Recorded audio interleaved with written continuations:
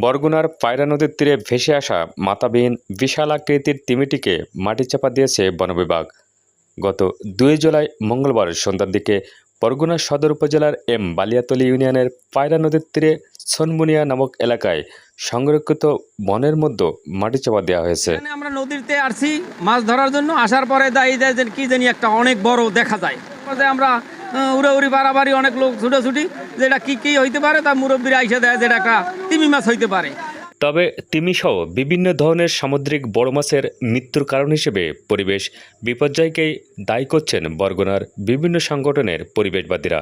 এর আগে সোমবার বিকেলে ৪টার দিকে বরগুনা সদর উপজেলার বালিয়াতলী ইউনিয়নের ওই সংরক্ষিত বনে ভেসে আসা ২৫ ফুট দীর্ঘ তিমিটি দেখতে পান স্থানীয় বাসিন্দারা। এর আগেও আমরা এই মরা তিমি ভেসে আসার ঘটনা বরগুনাতে আরও ২বার হয়েছে। সম্প্রতি একটু বেশি দেখা যাচ্ছে, ওই তিমির পাশাপাশি ডলফিন, অন্যান্য মাছ মরে ভেসে আসছে।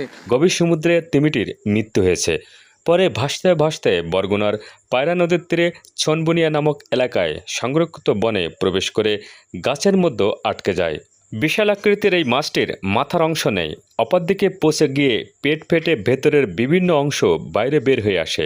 এছাড়া মাছটির পচা দুর্গন্ধ ছড়িয়ে পড়ে এলাকা জুড়ে। আর এই কারণেই দ্রুত মাটি চাপা দেওয়ার ব্যবস্থা করেছেন বন বিভাগের দায়িত্বরত কর্মকর্তারা।